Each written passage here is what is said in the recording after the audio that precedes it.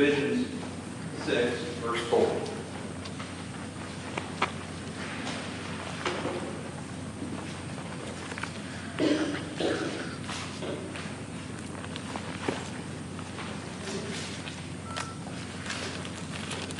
Ephesians 6, 4. Fathers, do not exasperate your children. Instead, bring them up in the training and the instruction of the Lord.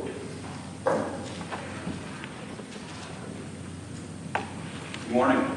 Good morning.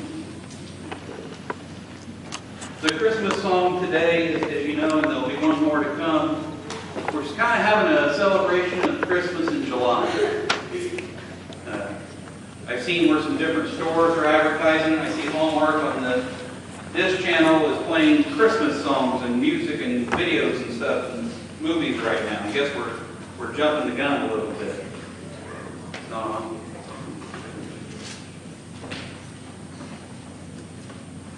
Can you hear me now? There we go. I'm the AT&T guy. Can you hear me? As I was saying, we're celebrating the Christmas season. We're having a little fun with it, if you will, but some seriousness as well. The idea was brought to me earlier this summer to have Christmas in July. And I said, well, that could be fun, something different. And I said, but if we're going to do Christmas in July, we need to have some kind of giving or something special that we're doing. And thus the little sweatpants placed throughout the congregation. We took in $620 roughly for those. 62 pairs of sweats were either purchased or donated.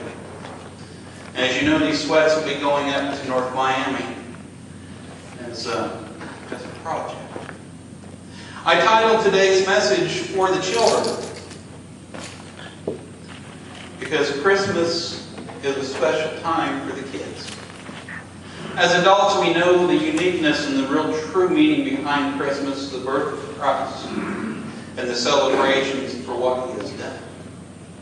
But for many kids, it's about presents. It's about better things. It's about Santa Claus. It's about being happy, well-fed.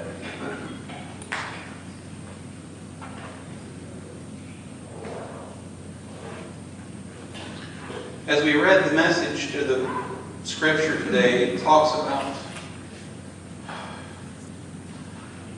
treating our children harshly. Colossians says, do not embitter your children, for they'll become discouraged.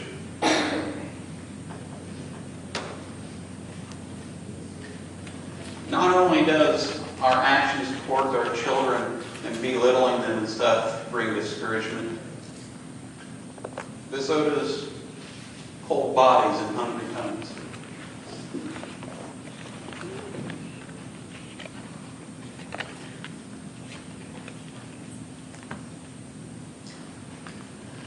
I did some research.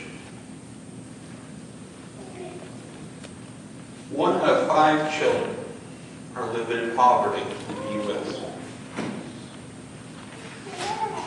Poverty is defined as living or having an income 50% less than half of the average median income. The average median income in Miami County in Indiana is $63,000. That's the average income. For families that make less than $30,000, they're considered poverty. Slightly over that 30% puts you in a low-income category. 41% of the nation's children from 18 and down live in low-income or poverty lifestyles. The median income for the state of Indiana is $63,000. It is estimated that it takes a minimum of $60,000 for a family of 4 to survive. 1 in 5 of our kids are living in poverty. Miami County right now is the 5th poorest county in the state. And unfortunately, we're moving to the top of the list. A local food donation facility that is statewide has put us at the top of their list for donations.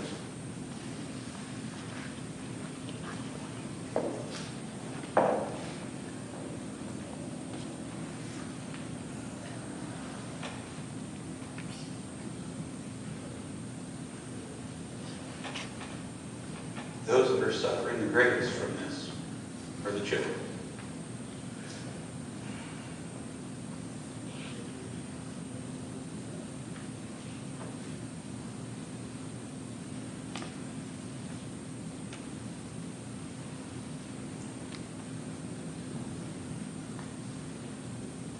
I've been extremely impressed with what I've seen out of you. In the year that I have been here, this church has donated roughly $3,000. No, $4,000, I believe, to children at North Miami. Through coats, through tuitions, through this. You were noticing the bucket money we took up a few weeks ago, that $100, $108, was matched by a private donor when they found out what we were doing with it, and it went and bought supplies for the kids at school.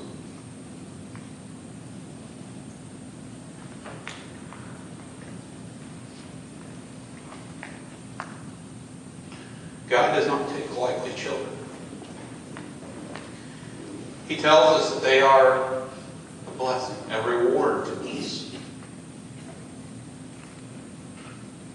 They're a gift.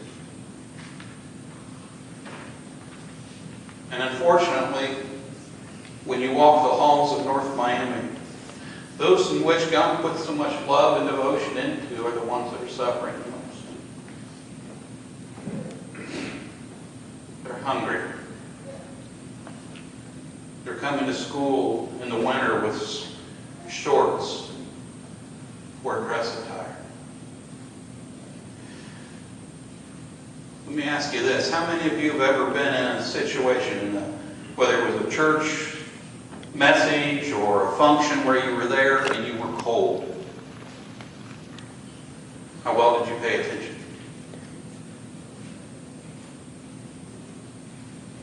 How many of you pay attention and are alert when you're hungry? We're adults. Now think about them little ones. When they're suffering and struggling in school and they're cold, their grades drop. Attendance falls and they come down.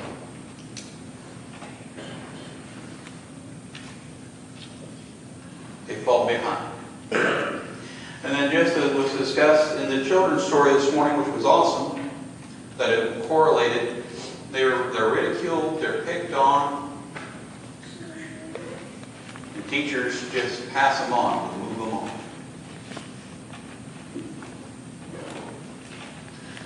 How many of you have ever seen the movie The Blind Side? Anybody?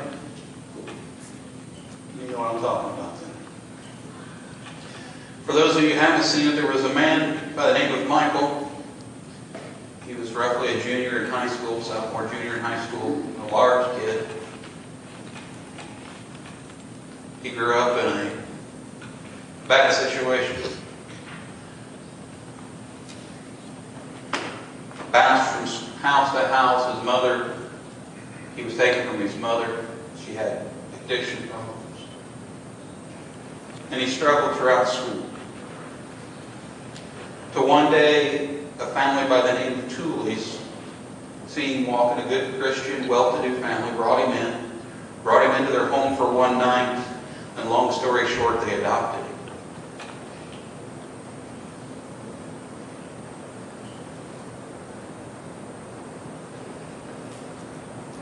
Throughout the process, they found out that all the schools he'd been through had just passed him just to get him through. They thought he was dumb and ignorant, this, that, and the other. But somewhere along the line, a Christian teacher took him in, and they found out that his disability was just reading. They got him to start testing, and giving him tests orally, and he progressed. Amazing. His life was changing. One day, the wife was sitting with her ladies at a dinner. They went for their little fancy, rich people's dinner. And the ladies were ridiculing her for taking in a big black child at first, and making fun of her a little bit, and she about had enough. Finally, the one lady goes, "Don't get us wrong. We think it's wonderful what you're doing. You're changing that boy's life." And Mrs. Tooley looked at him and said, "No, he's changing mine."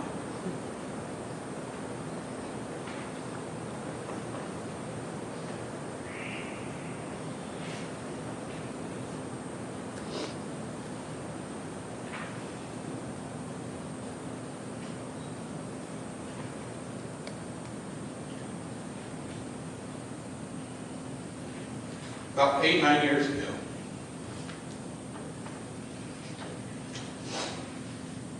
for a church I was attending, we decided we wanted to do something good for the community, and we headed up to North Miami and sent me.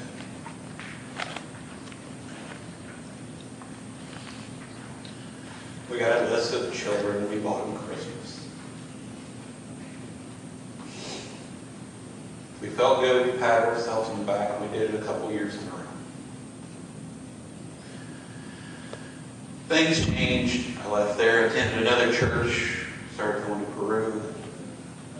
Kind of got out for a year or two, and got back into it. I've been in it at North Miami every year for 8, 9 years now.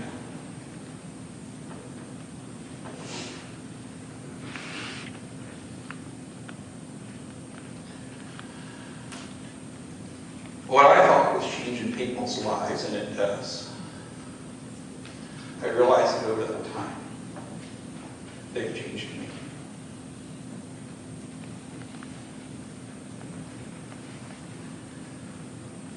While it is good what we do,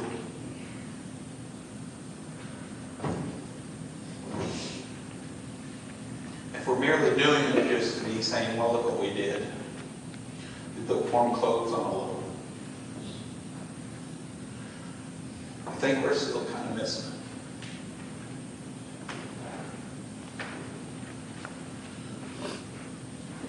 We start to be changed. Not here, but here. Because of these, because of the codes.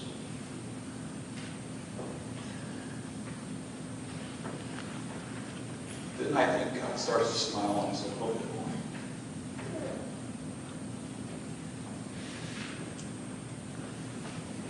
more. Adults can change their circumstances. We make bad choices that lead us to poverty and financial issues, but we, sometimes we're just victims of overwhelming health bills or health or jobs, dread. But as adults, we can change, we can do the right things, we can make an effort, we can find a job. The children, they don't have a choice. It's never been a child's fault that mom and dad wasted their finances on something they shouldn't. It's not a child's fault that mom and dad didn't get up and go get a job. And it's not a child's fault that mom and dad lose the job. But they're the ones that suffer. That's why they keep bringing North Miami and their kids to you.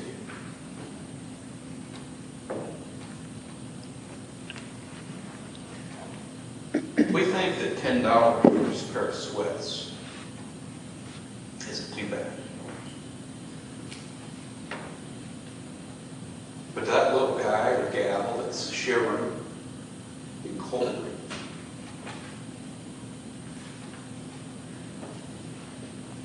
Those sweats are priceless.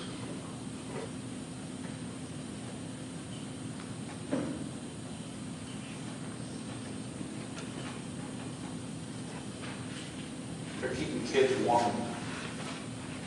They're keeping them warm during the day. They're doing so much more that we just don't realize.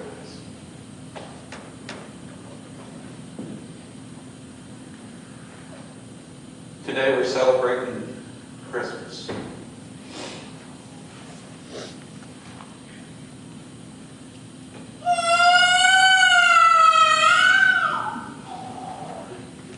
Just for the little ones like that.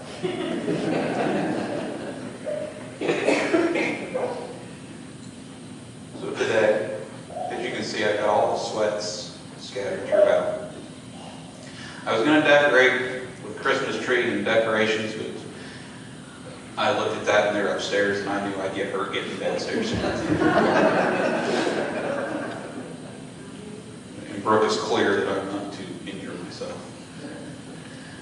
So I was in here yesterday and I laid these out. What we'll do today when we close, I'm going to ask you to simply lay hands on the sweats. In our closing prayer today, we'll pray over these sweats. We'll pray that children will be touched,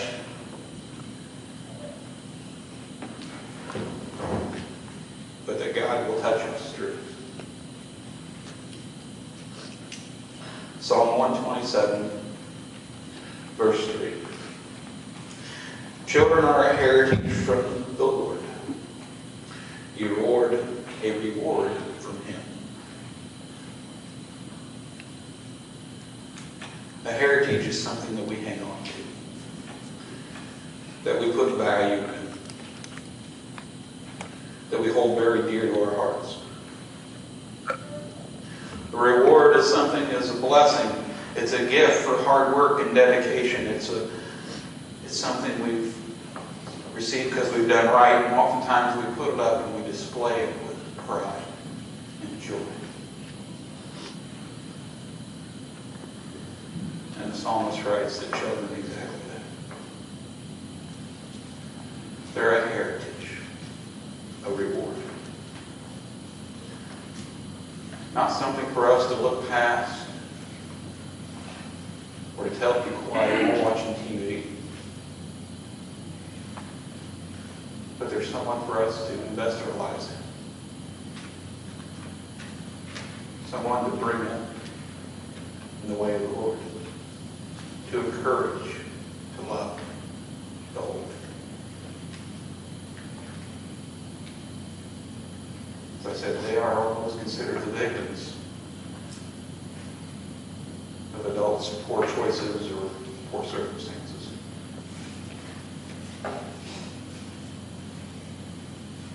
So I said thank you. Thank you for your efforts, your finances, your willingness to give. I hope you don't quit. We can't outgive God. And what a great way to give for God. Amen.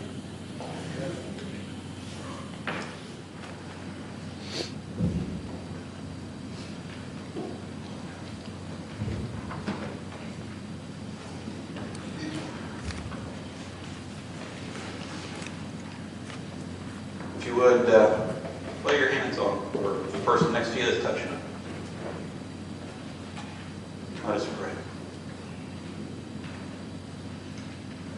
Lord, as we come before you today, celebrating something that we have done and glad to be a part of something bigger and better. We ask, Lord, that you take these sweats, that they are all fully used, and that they bring comfort to the little ones. Whatever their age, whatever their circumstances, Lord, may you bless these sweats to the children. Lord, may you keep them warm, may you keep them to help study, whatever is needed. But Lord, today may you touch our hearts. Let us not just be giving and be given, or for any kind of showing off or anything else, Lord, but let us be changed. let our hearts be touched. Let us be filled with compassion and love. Let us have a better understanding of what children endure. For Lord, you made it clear they are a reward and a heritage for us to care for. And we thank you for such a responsibility. May you be with us now, Lord, as we go forth. Watch over and guide us. Allow us to return next week to hear your word once again and praise you. And we ask all these things in your holy name. And all the people said, Amen.